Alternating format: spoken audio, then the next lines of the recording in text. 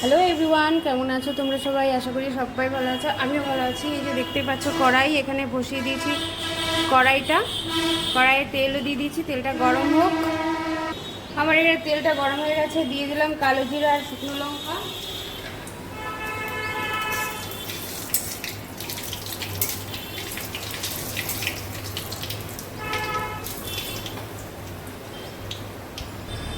ফোড়নটা হয়ে গেছে, দিয়ে দেবো ডাল বাটা। এটা ছোলা আর মটর ডাল মিশানো, লঙ্কা দিয়ে বাটা।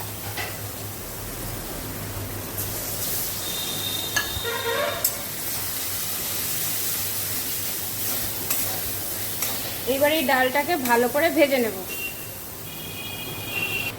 তো ডালটা আমার খুব ভালো করে ভাজা হয়ে গেছে। এরপরে দিয়ে দেবো লাউ পাতা কুচানো শাক।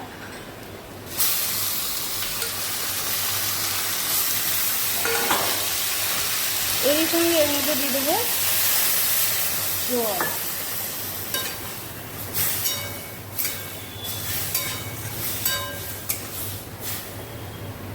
একই সাথে দিয়ে দেবো লবণ আর হলুদটা। লবণ, হলুদ। এবার এটাকে ঢাকা দিয়ে আমি সেদ্ধ হতে দেব।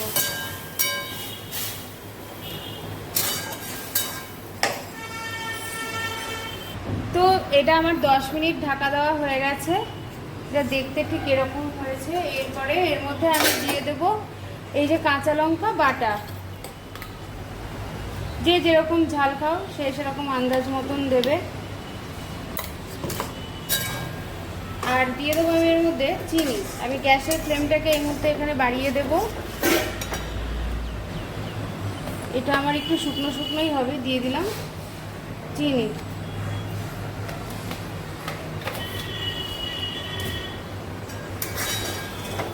এবার এটাকে খুব ভালো করে আমি শুকিয়ে নেব।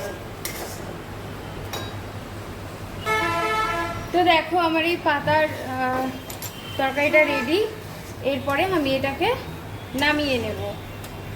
তো চলো, এর থেকে আর বেশি আমি শোকাবো না, কারণ এটা ঠান্ডা যত হবে তত আরও শক্ত এঁটে যাবে। তো এটাকে আমি আগে নামিয়ে নিই। তো এই যে আমার তরকারিটার ফাইনাল লুক। এটা হচ্ছে ছোলা মটরের ডাল বেটে তোমার লাউ শাকের পাতা দিয়ে তরকারি। তোমরা এই রেসিপিটা একবার হলেও বাড়িতে ট্রাই করে দেখবে। তোমাদের যদি রেসিপিটা ভালো লাগে অবশ্যই আমাকে লাইক কমেন্ট শেয়ার করবে। ফেসবুক থেকে যারা দেখবে আমার ফেসবুক পেজটাকে ফলো করে দিও। আর যারা ইউটিউব থেকে দেখবে প্লিজ আমার চ্যানেলটাকে সাবস্ক্রাইব করে দিও। আর কে কোথা থেকে আমার ভিডিওগুলো দেখছো অবশ্যই আমাকে কমেন্টে জানাতে ভুলো না। আর তোমাদের রেসিপিটা কেমন লাগলো অবশ্যই আমাকে জানিও। তো আজকের মতন টাটা, দেখা হবে আবার অন্যদিন অন্য কোনো রেসিপি নিয়ে।